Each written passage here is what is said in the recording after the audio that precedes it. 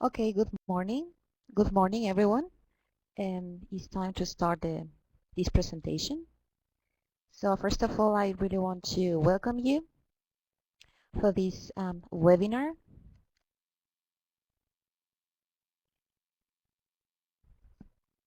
My name is Gina Chacon. I work here in FUNDAR, for Analysis and Research, and I will be moderating this webinar. So today we have the pleasure to have participation of Brendan Halloran. He works in Transparency and Accountability Initiative, and he will talk today about beyond theories of change, working politically for transparency and accountability. Before we start, I want to give you some few reminders. Please introduce yourselves on the public chat space. For technical reasons, only the speakers will be able to use their microphone, and other microphones will be muted. Please write your comments and questions to the speakers at any time in the public chat space. This webinar will be recorded, so you will be able to chat it later.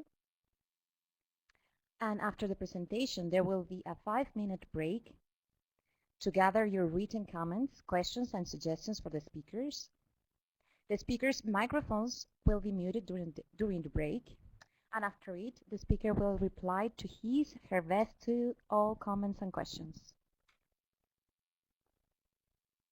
So now I would like to introduce the presenter.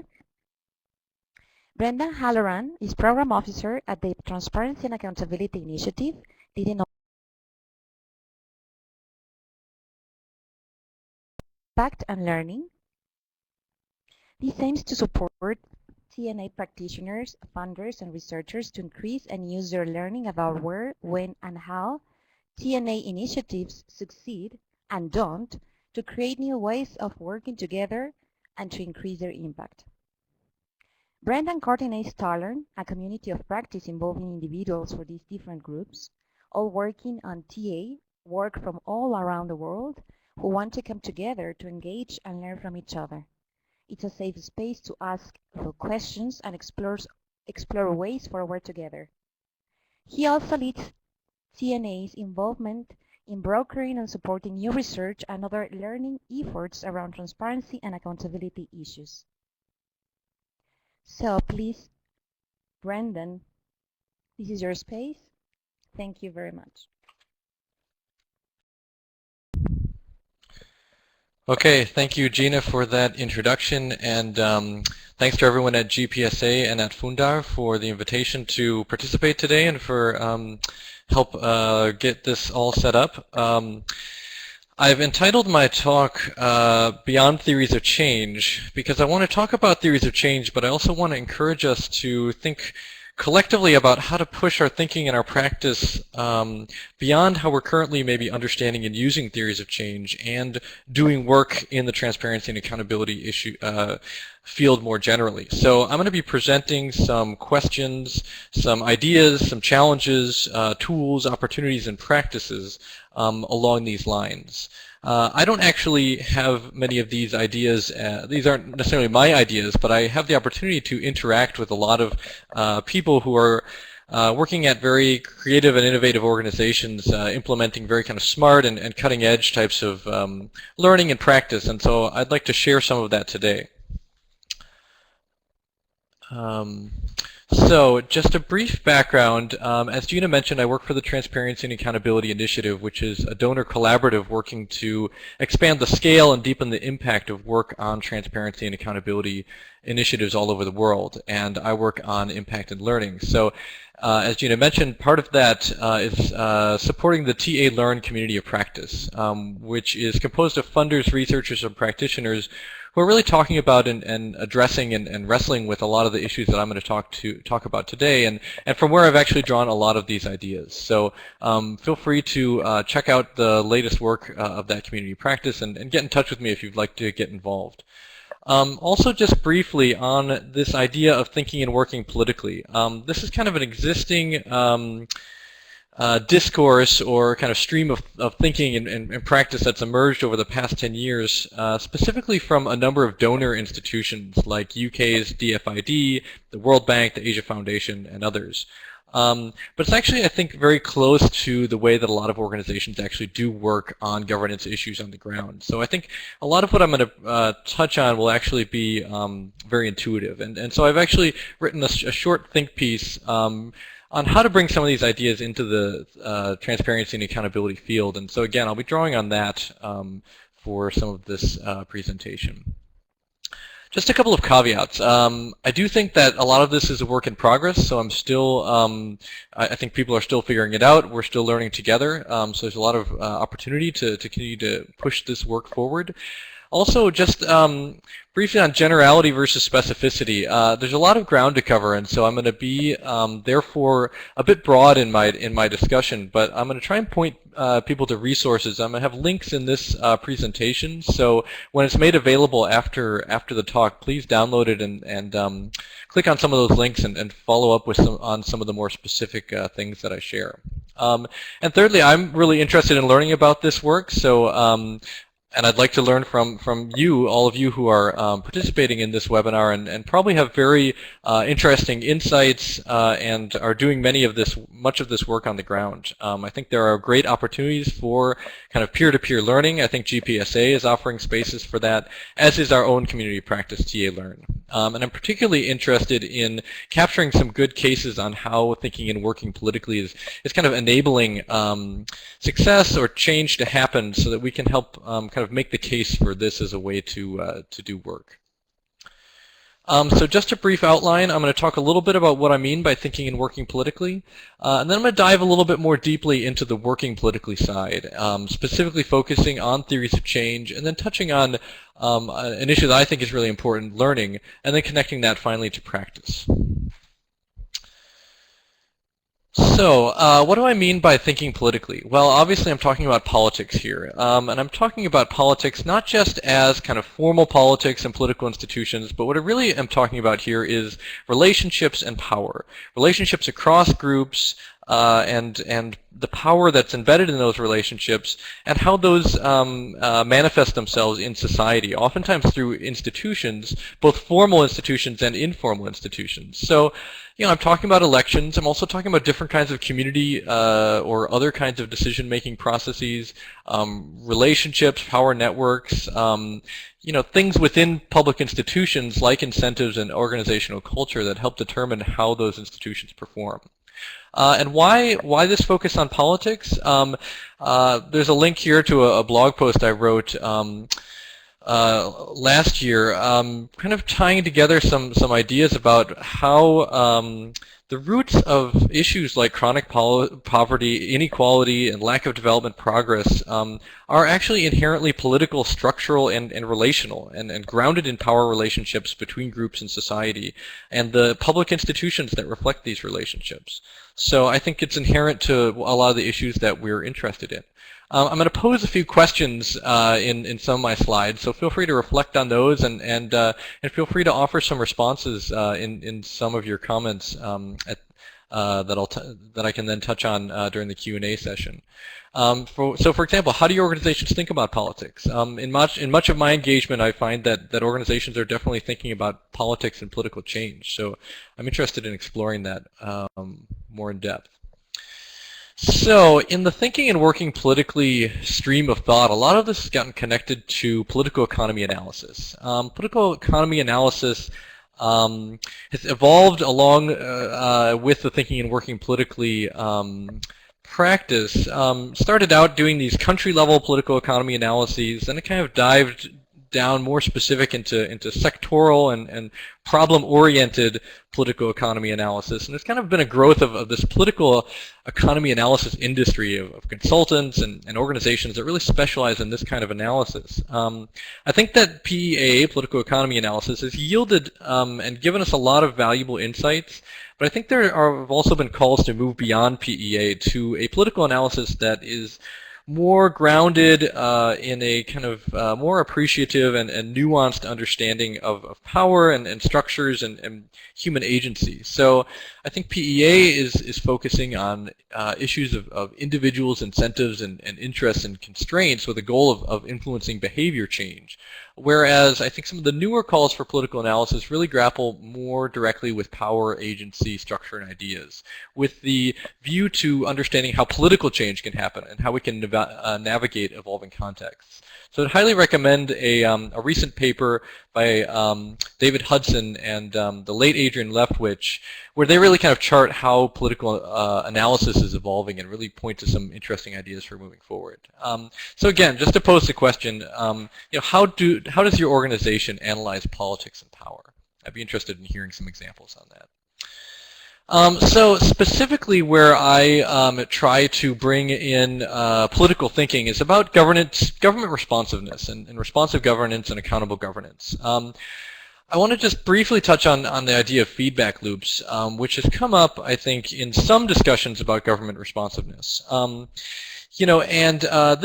Feedback loops are kind of one channel or mechanism for states and citizens to engage and interact.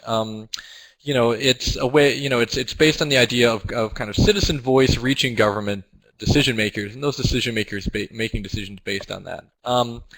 I think there are many other elements and mechanisms of state-society interaction that we also need to be paying attention to, and those are formal, such as those that I mentioned, elections at various levels, and formal spaces and mechanisms for participation. But there's also a lot of informal channels and mechanisms by which citizens engage with the state. And those could be family or other kinds of social connections and engagement, or it could be through kind of patronage or other kinds of networks that link politicians in the state to individuals and groups. But I think there's an opportunity to do a lot more thinking and kind of unpacking what I'm calling kind of the black box of responsiveness and accountability. So really getting into, in a very contextually specific sense, what's going on on specific government decision makers and specific institutions to help us understand whether and how those are being responsive and accountable, and how we might promote some further responsiveness. Often there's a lot of assumptions that go into this thinking about government responsiveness. Sometimes it's around, citizen voice, maybe involving technology, kind of reaching government and government kind of hearing this voice and that producing responsiveness. I think there are several assumptions that are embedded in that, around whether or not government was listening before, whether government has the capacity to respond, whether citizens view government actors as legitimate and therefore try to raise their voice or try to address government decision makers. So I think there's a lot of opportunity to probe deeper, address some of these questions at a more kind of specific level, embedded in a real contextual understanding of what's going on. So I'd be interested to hear, how organizations kind of unpack government responsiveness and political will. So I think that this leads to a kind of logical discussion of what are called short and long routes to responsiveness and accountability. This was kind of these were concepts that were raised by a World Development Report done by the World Bank in 2004, recently celebrated the 10th anniversary of this report, and it really pushed forward this idea of short routes of accountability, which are citizens directly engaging with service providers to improve service, and longer routes to accountability, in which citizens engage with elected decision makers as a way to improve responsiveness and service delivery. What do we know about this? What are some circumstances in which short or longer routes to accountability might be more appropriate? There's some recent work by Cossack and Fung kind of outlining some different scenarios and some different approaches, and what evidence we have to suggest when and where those kind of approaches work. Short routes to accountability in situations where there's opportunities for collaboration tend to be the best case scenario and tend to be opportunities when this kind of short route is most effective in generating improved services and better outcomes. But I think there are some lessons, some good lessons emerging around this. I was at an event sponsored by the Making All Voices Count program several months ago, and one of the cautions that was raised by the people at MAVC who were putting on this event was about kind of this the temptation to assume that the short route to accountability will always work, and especially when technology is leveraged. But I think the lesson from that event and subsequently was, well, we really need to engage with the politics, the long route to accountability. So I think there's been a lot of thinking that's come out of this, especially after the 10-year kind of anniversary of this World Development Report. And so the World Bank and the Overseas Development Institute have had some real interesting resources and conversation around this issue. So I encourage you to look into that. So where I think this points us is towards thinking about accountability in terms of accountability ecosystems. And what do I mean by that? I mean looking at two sides of what I would call the same coin. One is kind of a systems view of actors and institutions and processes that are involved in ensuring government responsiveness and accountability, kind of looking at the governance landscape, so to speak, both formal and informal institutions. And then the other side of that is again a systematic view of what actors and efforts are seeking to promote and strengthen government responsiveness and accountability, which includes actors both inside and outside of the state, formal and informal efforts, international initiatives like the Open Government Partnership, external funding and support, as well as grassroots and civil society types of initiatives. So these take different kinds of forms, and I point to the work of the International Budget Partnership. I've included a link to their most recent annual report where they have a short essay about how they view kind of working in accountability ecosystems that I think is valuable. The Making All Voices Count program I think is moving in this direction as well, and we at the Transparency and Accountability Initiative are looking to promote this kind of thinking and share some resources. So look for more on that from us. My question, again to pose back to all of you is, who are the relevant actors, both within the state and civil society and potentially external actors who are working in your organization's accountability ecosystem, and how can you engage with them in a more systematic way and to kind of connect the links, so working on both budgets, revenue, and expenditures and service delivery through kind of a follow the money approach or other kinds of approaches that kind of do a joined up or more systematic view of accountability. So that's kind of a preview of what I mean by thinking politically. The question is, so what? And the challenge that's been identified is how do we translate some of this political thinking into politically informed practice? If you get into a lot of the efforts and a lot of the thinking that's been developed around this, you kind of ask the question, well, where do I start? And how do I actually work differently to implement some of these ideas? So I'm going to touch on just three areas where we can do that, and that's in theories of change, in learning, and in practice. So I think there's an opportunity for us to use theories of change to kind of embed political thinking in our work and in our strategies. What do I mean by theory of change? I'm seeing some notes on sound, but I'll assume that I can keep going until I'm told that it's a systemic problem. So what do I mean by a theory of change, just to make sure we're all on the same page? I think a theory of change is kind of a framework for thinking about how change happens and the role of an organization in contributing to that change. And here I would point to Duncan Green from Oxfam. I think he's done a lot of work in thinking about how change happens and talking about theories of change. He actually has a forthcoming book that's going to address this topic, and I think that will be a really great resource for this community. Now, some of the language is maybe a little bit challenging. Are we talking about theories of change, or maybe hypotheses of change, or just hunches about change? And Thiago Peixoto from the World Bank has kind of raised some of these issues and said, are we really talking about, these aren't really theories, sometimes they're just hunches. And I think that may be okay, but but I'm going to talk about that in a little bit more depth. And so yeah, I think it's interesting to see how organizations are framing success, framing their objectives, framing their contribution to change and the impact of their organizations in their theories of change. And this is actually an area that TA Learn is doing some work on through virtual case clinics, where colleagues can engage with each other on their theories of change and try and understand what's happening, what are the assumptions, and how to improve those.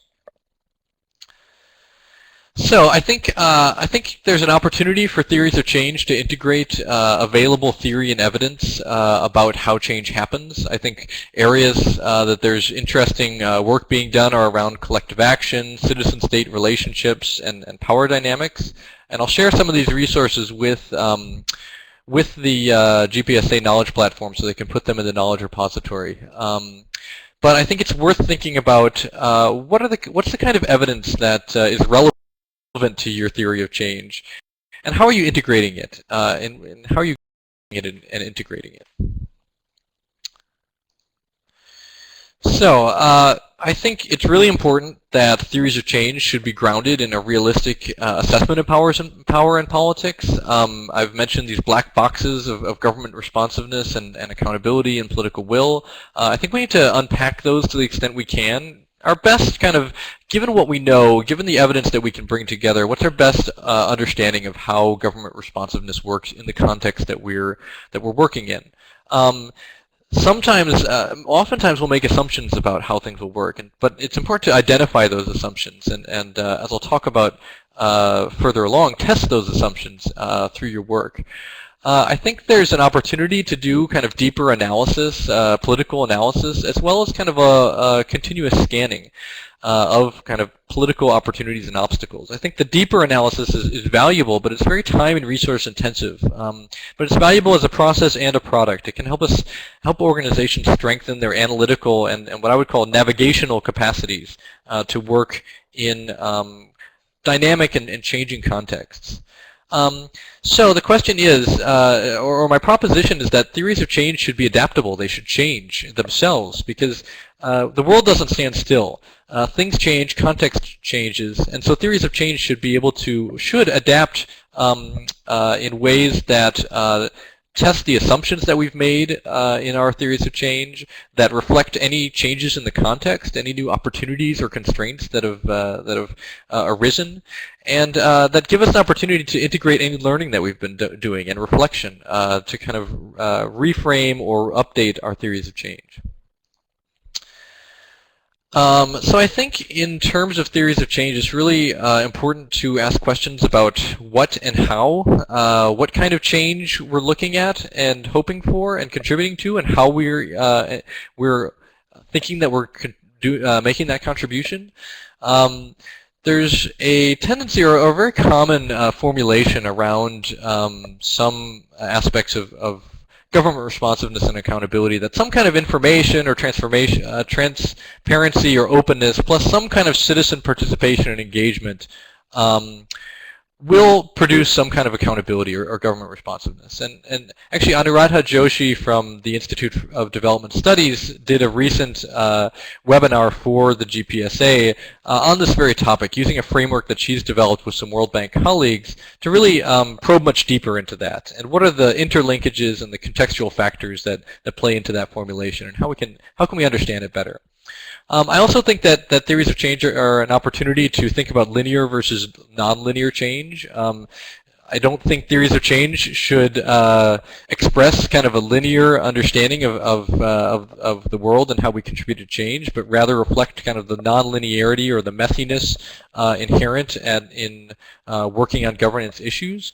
And I think that it's important to consider multiple pathways and multiple scales from the local up to the national to the international. Where are the leverage points? Where are the opportunities? And where are the constraints? And who can I partner with at these different levels and through these different pathways? And I think that leads back to this idea of accountability ecosystems. Also, I think it's important to go slightly beyond focus on informal institutions to really understand the informal and political dimensions. So what do I mean by this? I mean, you can have a freedom of information law, you can have a formal citizen participation mechanism, you can have a formal anti-corruption commission.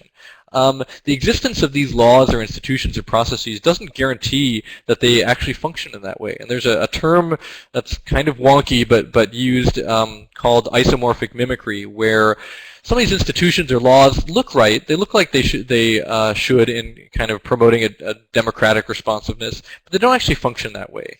It's a lot easier to formalize a law or an institution or a process than it is to actually get it to function and produce outcomes and impact in a complex political, institutional, and cultural context that may work against the functioning of that institution or law, because it runs contrary to different interests or power relationships, and perhaps more cynically, it's easy. Governments may, some governments may institute certain institutions or laws as a way to signal compliance without actually promoting the kinds of change that that the law or institution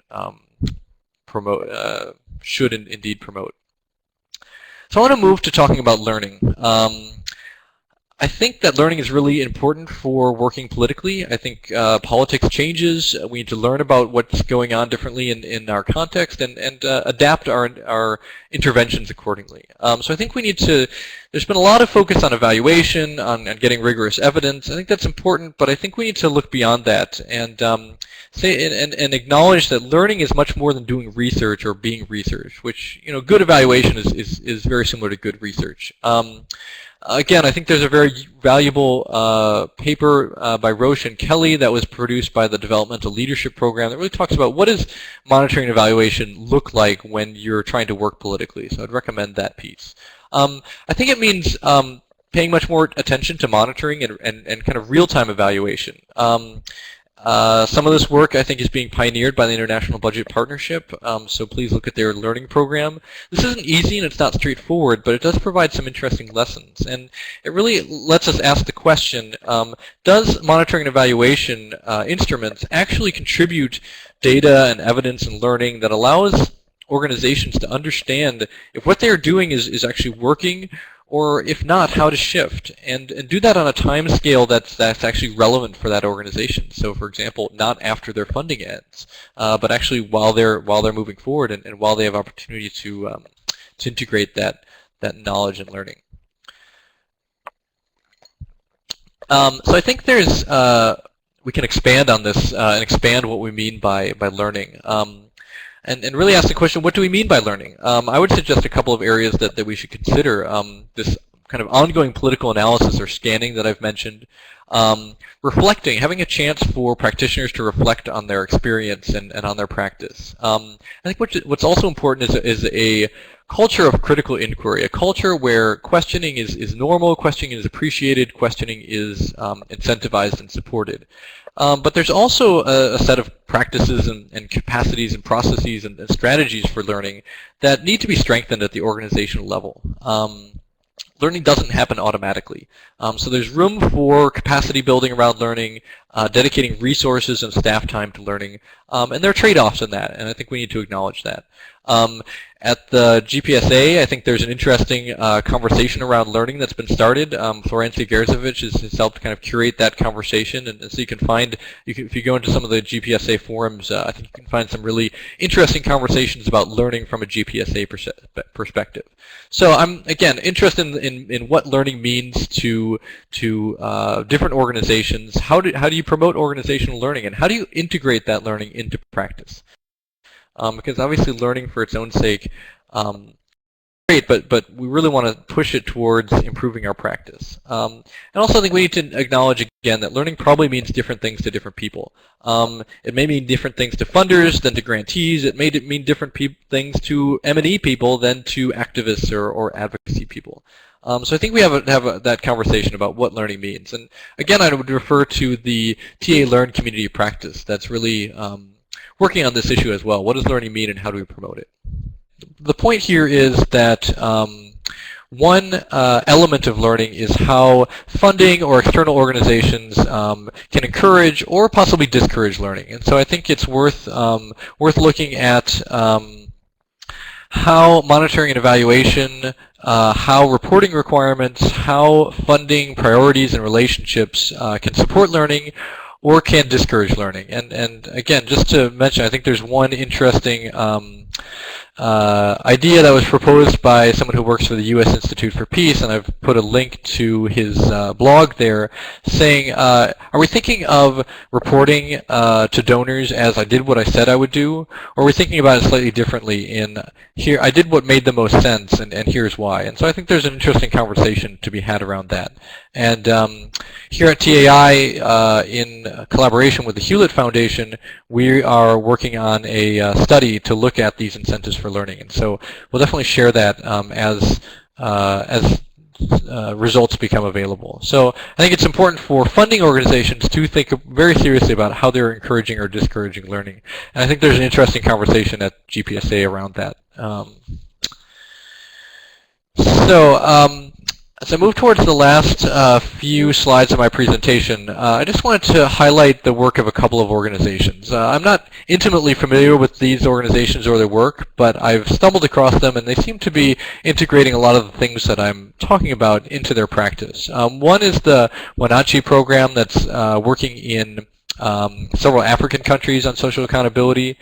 They've really gone beyond kind of simple kind of supply and demand thinking on governance issues, and really said, well, it's a very complex set of relationships between diverse actors inside and outside of the state, and the key is kind of building up trust and a collective and an environment for the possibility of collective action. They look at local partners not as kind of grant or project implementers, but as political entrepreneurs.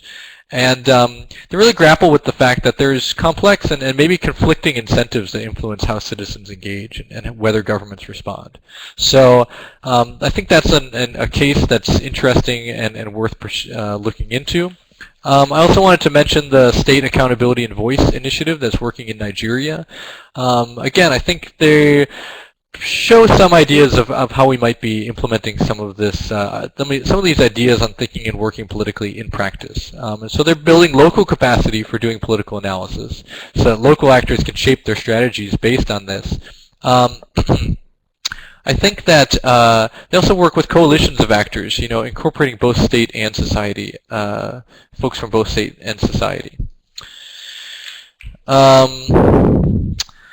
Finally, one reflection that's come up recently in some of our work in TA Learn. When we think about theories of change, kind of rigorous evidence, learning and reflection, and iteration and adaptation in our strategies, I think we need to ask, are we focusing too much on kind of in-depth and very deep theories of change and very resource-intensive and robust evidence? And that takes up time and resources. And are we dedicating similar amounts of time and resources to enabling and encouraging reflection by staff who are working on the ground, and then integrating that learning and reflection into our strategies in some kind of an action, reflection, action cycle? So I think there are a lot of opportunities for reflection and adaptation where we can incorporate lessons learned, we can incorporate analysis of the evolving context, and an opportunity to join together evidence, reflection, and analysis to inform our strategies. So I think that's worth considering. So another set of issues that I want to mention that's quite close to the ideas that I've been presenting around politically informed practice are ideas from Jonathan Fox, who's at American University. He's been proposing a set of ideas around tactical versus strategic approaches in accountability. And the links that I put in the presentation here are both from a presentation he did at our TA Learn workshop earlier this year, and also some work he's been developing around looking at the evidence of social accountability and what it speaks to in terms of these approaches. And what he does is contrast what he calls tactical approaches, which are more traditionally kind of project focused, linear, kind of bounded in terms of time and scale, and often isolated projects. And he contrasts those with what he's calling strategic approaches, which are more like campaigns. They may engage multiple tools and entry points, longer term, working across scales of governance and through more coalitions. And he's suggesting that a careful look at the evidence suggests that these kinds of strategic approaches are more appropriate, but raises the question is what kinds of approaches are we actually funding and carrying out? So I think this actually speaks to issues for funders. I think funders need to be, there's a lot of implications from what I've been talking about that are applicable to funders around defining and measuring success and impact, who's doing that and how and for what purpose. Incentivizing or disincentivizing learning and adaptation, and this idea of political change projects, or are there other means of supporting and promoting political change around transparency and accountability, and particularly an issue of kind of what you might call NGOization, looking only at NGO actors, whereas there's a whole lot of other actors that are working around accountability issues as well.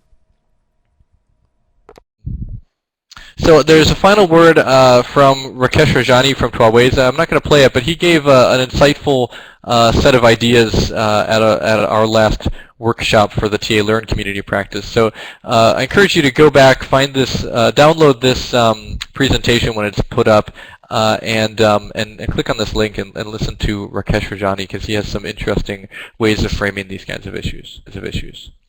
So I'll end there, and just want to thank you all for bearing with us on any technical issues, and really interested to hear about your questions and how you're pushing forward the frontiers on some.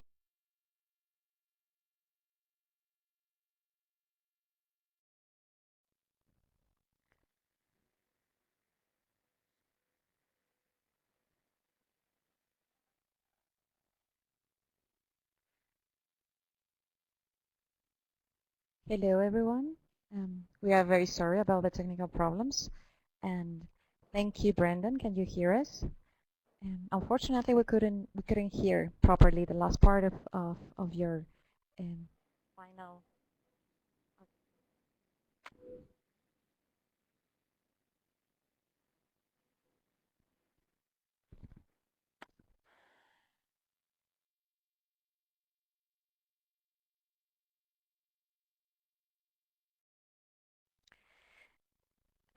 Thank you, Brendan. Unfortunately, we couldn't hear the last part of your presentation, so if there is not so many questions, if you agree, participants, we could ask you to repeat it. So please let us know if you can hear now. So we remind you to just write down your questions. We are going to have like a 5-minute break, but before, I would like to highlight some ideas that Brendan was talking. And first of all is exactly how to understand these accountability ecosystems in our context. And he also mentioned how politically informed theories of change and the challenges that supposes to understand the linear and nonlinear changes, and to remember that these changes are always very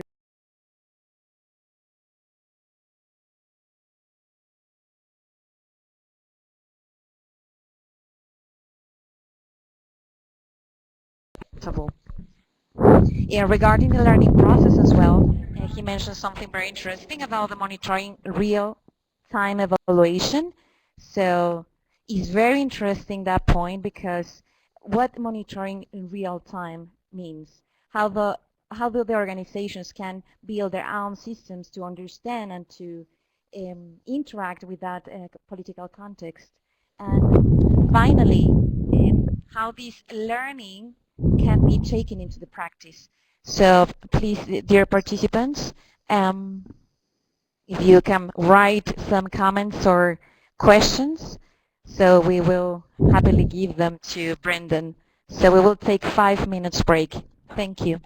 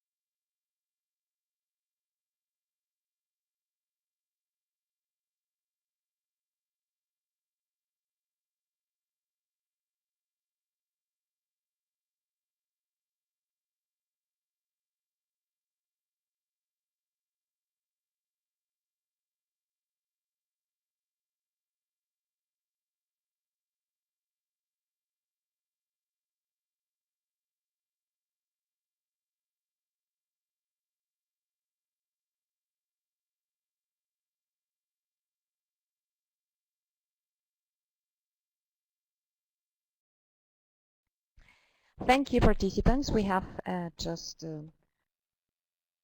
gave all your questions to Brandon.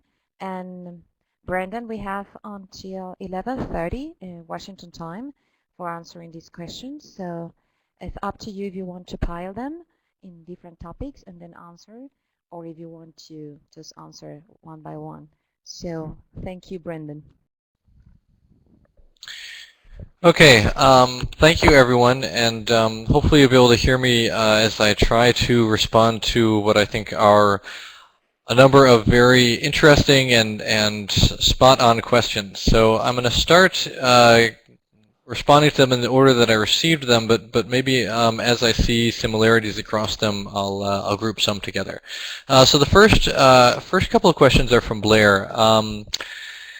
The links and resources that I shared are from donors or Western-based organizations, and who is producing on-the-ground useful ideas and thinking on this from a non-Western perspective. So I think that's a extremely valid and good observation and challenge. I'm actually particularly interested in that very same question.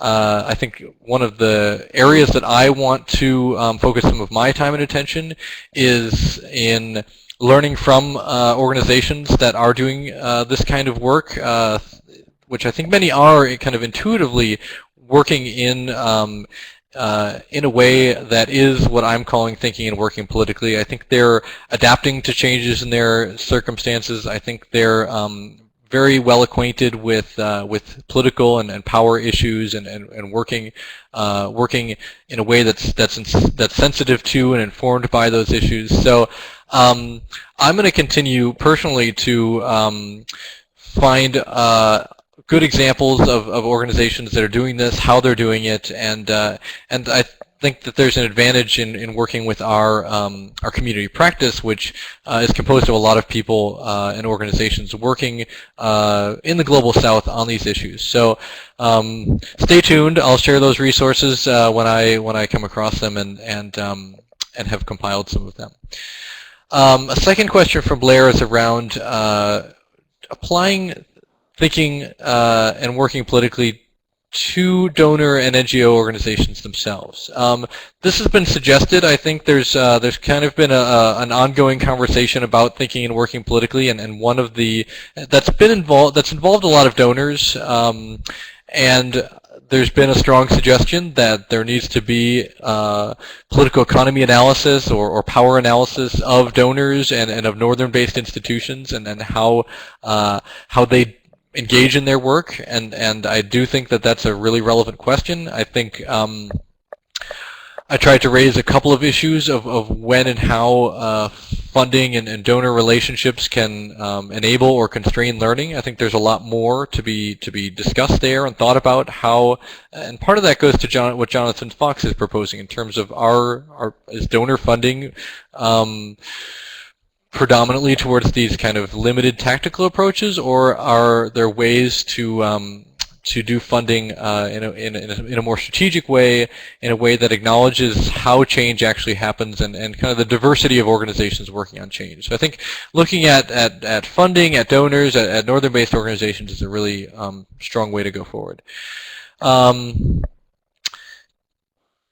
So from Samuel, does this lend itself to political negotiations in fragile states where most theory and evidence are educated guesses at best? I'm not an expert, nor do I have much familiarity with working in fragile states per se, but to me it seems intuitive that if situations are dynamic and changing and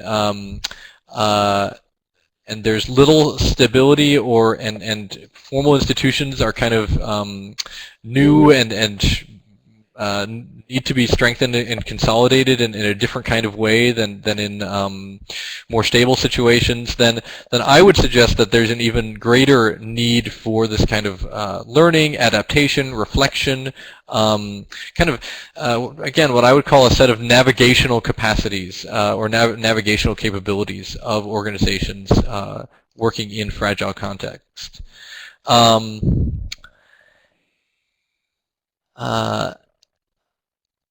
So I think that, yes, in fragile contexts, I think there's even more more opportunity and more need to look at how we can be thinking and working politically.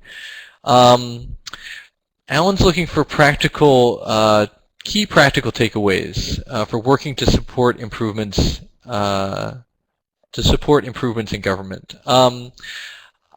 I mean, for my part, and from my perspective, working with the TA Learn community practice, it's been really a privilege to sit down with organizations, those based in the South, those based in the North, and those based in research organizations, to have some frank and open conversations about what's working, about where the challenges are.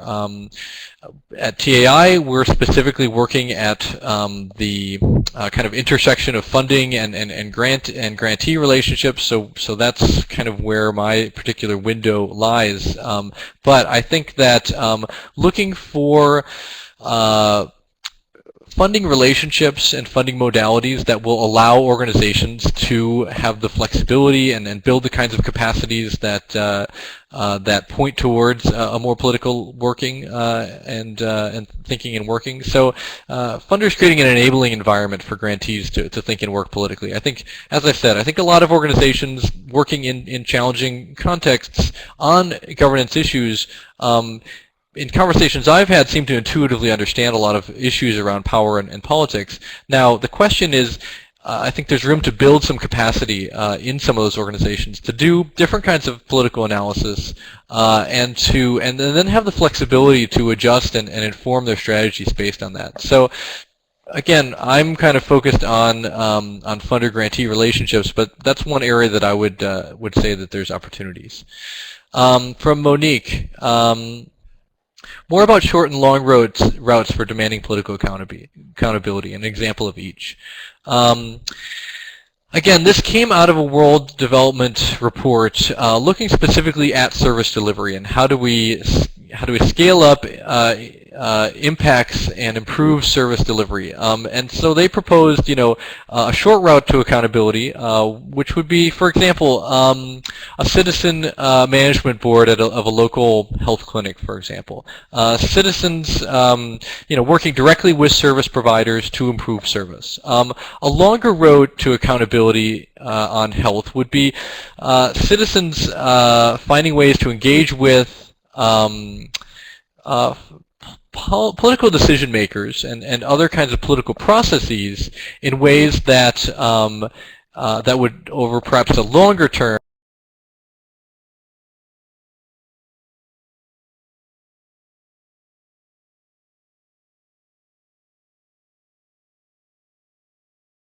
so that their local politicians are allies in advancing health and other kinds of service delivery. Does the political survival of politicians themselves play a role in this? I think that's a really good question. I think it's an opportunity but a challenge to engage directly with politicians, especially in environments where the quality of democracy is perhaps limited because of cultural and economic and political dimensions that make democracy challenging. So I think organizations that are working on service delivery issues or working on governance issues more broadly, I think they need to look for ways to work with multiple actors, to work with elected officials, to work with service providers and other people in government bureaucracy, and work with an assortment of actors on the social side, media, organized civil society, citizens who are less organized, but maybe looking for places where citizens do organize themselves, maybe through religious institutions, and look at the kind of a broader view of what actors are out there who are interested in improving services, trying to create linkages and build trust across those actors. I don't think it's necessarily about finding a champion to improve services. I think it's about creating linkages and trust and relationships amongst a number of actors, both inside and outside of the state, who can kind of together provide, tip the scales in favor of improved accountability, improved service delivery, probably over a longer period of time.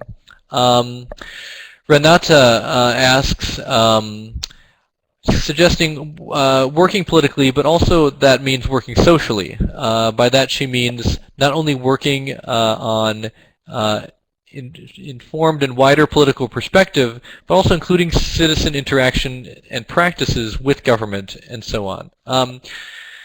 Yes, I definitely think that we need to understand how citizens are engaging with government, government actors, what kinds of practices, what kinds of spaces this is happening in, and not assume that it takes any particular shape or form, but really work to understand in a more specific and a more fine-grained way what this looks like on the ground in a particular context, and kind of building from what exists. Now, what exists might not look very good. It might be patronage relationships, you know, that are disempowering for people. It might be exclusion for minority groups. But I think we need to understand that in a different kind of way, and not go in with kind of best practices or this is how citizens should be engaging in government. I think that's very much contextually dependent. I think we can learn from a lot of different experiences, but I also think we need to ground those in the realities that people are living in, because when we start to assume things about how citizens should engage with government or how government should learn from citizens, I think that's when we run into things that don't really end up working very well. So yes, I think we need to understand social practices and ground our political thinking in those practices. So I think there were several others. I'm going to go back to my window here. So are there examples of involved, and again from Monique, are there examples, oh no, from Alan, who's already gone, but I'll definitely grab his question. If politics and power is everywhere, then the scope for working politically is massive. How do you go about working out which bits of the system to work on politically? I mean, what I'm trying to suggest here is that working politically is an approach and is a framework for doing work on governance types of issues. So if you're working in the health sector, if you're working in the governance, in the education sector, whether or not you're working at a local level or a provincial level or a national level, I think there's ways to incorporate the kinds of ideas I'm talking about into your practice. So I think there's ways to incorporate learning. I think there's ways to incorporate kind of more specific political analysis. And I think there's ways to be flexible and strategic in our approaches to working to improve different kinds of services or governance more generally. So I think that and one thing to mention is the kind of maybe dichotomy or maybe not between working very technically or working very politically. I think sometimes organizations frame their work in a technical way because that's the way that they can actually work with the government and work with different kinds of actors who would not be particularly open to organizations kind of framing their work in a political way. So sometimes organizations have to frame their work as technical. We're gonna we're gonna try and improve health through capacity building, of midwives or community health professionals. I think oftentimes that is a place where we need to start when it's hard to frame our work as political, or if that is going to close certain doors. That being said, I think we can still inform our approaches through a much more grounded assessment of the political challenges and the power dynamics that are at work in even technical questions. So, health, has a set of technical issues and it has a set of political issues, and so I think we need to be taking both of those into account and shaping our work accordingly. And so I think we can do that in any work that we're doing. I think we can incorporate both political and technical aspects. Another question from Monique. Are there examples of involving politicians who are the targets of our influencing in learning? I definitely think that for better or worse, politicians are elected officials. They make decisions, and they have a complex set of incentives, opportunities, and constraints, and there's opportunities to learn with them. Now, I think that some organizations make a very kind of deliberate and conscious decision to work with political decision makers and elected officials. Others make a conscious decision not to. I think that is a question of doing the right analysis. If there are opportunities to work with politicians, be they kind of local politicians or national level politicians, if there are windows of opportunity there, then those should be taken advantage of. Acknowledging kind of the complexity of working with elected officials in, again, environments where democracy has certain shortcomings. And certainly opportunities to engage with them in learning. So I would definitely say we should be widening the net of learning and not just doing it you know, in an enclosed manner within donor organizations or within civil society organizations, but draw in a wider set of actors. But there are some risks there as well. Okay, I'm going to take this question from Olive from the GPSA, which is quite long, but it's asking about you know, GPSA as a funding mechanism is trying to encourage and incentivize learning and adaptation, similar to what I've outlined. The challenge is around how time-intensive this is, and probably resource-intensive as well. So how can we better integrate learning into everyday processes rather than standalone initiatives? What are reasonable expectations regarding time and resources for learning? So on that point first, I think we incentivize a lot of investing a lot of resources in kind of getting rigorous evidence, so gathering a lot of data, maybe doing fairly resource-intensive and time-intensive evaluation procedures. And there's a good reason for that. We're all interested in impact and in investing our money if we're donors, or our time and effort and you know, heart in if we're kind of working on this from a civil society perspective. We all want to know if what we're doing is making a difference. So I think it's worthwhile to invest resources in asking those questions. But I think there's an opportunity to shape evaluation and to shape monitoring and to shape analysis in a way that supports learning. So let's look at what we're already doing around monitoring, evaluation, and learning, the time and resources we're already spending on that, and see if that's actually enabling organizational learing. And then see where it maybe makes sense to shift some of our priority or some of our some of those resources. So I do think there's trade-offs, and organizations don't have unlimited time to engage in learning, and they don't have unlimited resources to build their learning capacities. But I think some strategic use of resources to build learning capacities and some strategic use of time, for example, in giving practitioners, you know, space to reflect on a regular basis, and then maybe on an annual basis, and bring those reflections into their work through kind of adapted and updated strategies and approaches is an investment that will pay dividends. So the second question from Olive is on thinking politically, and echoing Blair's point. Having worked previously in the NGO sector, it is itself very politicized, and also donors too. How do we ensure that we ourselves are part of our political economy analysis? I'm very interested in the idea of isomorphic mimicry. Okay.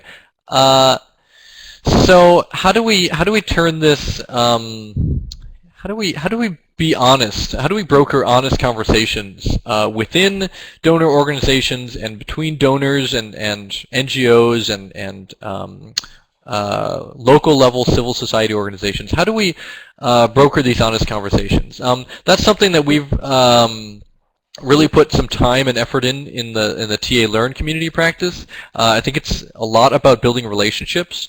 I've talked to a lot of colleagues at the Open Society Foundation, where the Transparency and Accountability Initiative is housed, about the importance of building relationships and building trust between grantors and grantees. So I think to enable those conversations, there's a requirement of trust and relationships. And again, here at the Open Society Foundation, I've been on a lot of calls and conversations where grant makers are talking to each other about how to improve grant making practice, how to understand some of the power dynamics that are at play. So I think again it probably has something to do with organizational culture in donor organizations and the incentives as well. There are different incentives and organizational culture in bilateral donors than from private foundations, and I think we need to acknowledge the different kinds of opportunities and constraints that each of those organizations have. But it comes down to leadership. Is there a messaging and resources coming from organizational leaders that this is important? We need to understand better our own, the role of donors as donors and the dynamics and power issues that go along with that may be enabling or maybe constraining organizations from working politically. And I think there's, again, I look at Jonathan Fox's work and his proposals around a more strategic, working strategically, and I think that's a challenge for donors. I think donors need to think about how are they turning social change into projects and just funding it through very linear, isolated, kind of narrowly focused interventions, or are donor organizations working to support an enabling environment for civil society organizations and activists and social movements to engage collectively to address government responsiveness. So I think there's a lot of questions, a lot of conversations that donors can have amongst each other and within themselves as organizations. Isomorphic mimicry, but in practice does not work. This is also possibly a product of replication, where we replicate, best practices or things that exist elsewhere.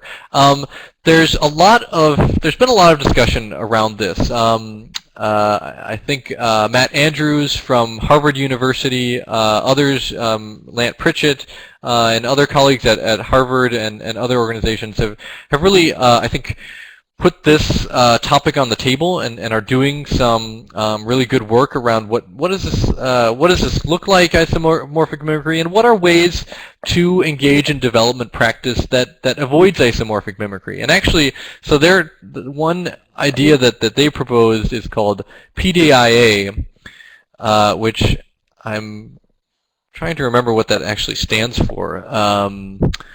Something about iterative and adaptive approaches to development, and so actually I think that's very similar to what I'm proposing and what I'm framing as thinking and working politically. So the need for locally appropriate, contextually driven, and adaptive approaches that are based on learning and kind of based on reading and understanding what's there and working from that starting point, rather than working from a best practice or something that's supposed to work because it worked somewhere else. So I think when we talk about scaling up impact, I think it's really important to differentiate between replicating something that's worked somewhere else and building and increasing scale. I think replication often probably does not work, but I think there are ways to scale up our impact that could work. And there are some resources out there, some of which I share in my think piece, which I think has been there were some links in my presentation, and I think some links were placed to that. So. Yes, and then finally, Olive, cultures and contexts and donor and funding-driven initiatives. Who coined the term? Oh, so okay, again, isomorphic mimicry. So I think I've answered that. I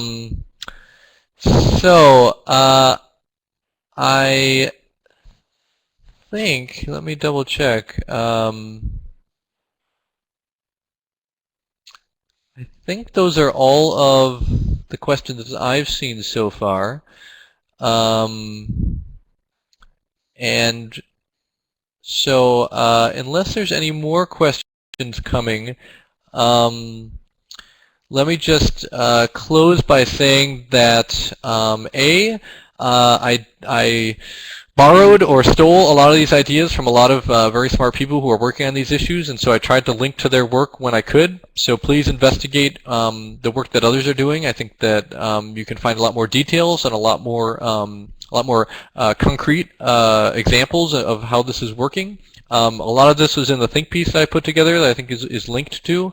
And watch this space. Transparency and Accountability Initiative, we're really interested in looking at how thinking and working politically can work in different contexts, getting stories of what this looks like in practice and how it's enabled change in difficult environments. So we'll continue to share those resources, and maybe further down the road I'll do another webinar to share what we found, hopefully with fewer technical issues. So unless there's any other issues or questions, I think that's where I'll leave it, Gina. Okay, Brendan, thank you so very much. You will be sharing your presentation in the GPSA platform. Dear participants as well, thank you so very much for the contributions and the posts you make in this chat. And before you leave, I just want to remind you a couple of things. First of all, we appreciate your feedback, so please, if you have only 5 minutes to tell us what you think about today's webinar, we appreciate it so much. And another announcement is that this webinar has been recorded, and please visit our the GPSA platform and you will find it there, as well as many other resources that are just there for you to use it and to share it. And stay tuned for the next GPSA KP webinar in August 2014. And for more information coming up soon in the Knowledge platform. Please, if you want or if you haven't done yet, sign up for the newsletter. And I think that is everything for today. Thank you so very much. Brendan, muchas gracias por tu participación. Yeah, thank you, Maureen, and thank you, Gina, thank you, GPSA, and thank you, everyone, for participating and for the great questions. It was a really stimulating conversation.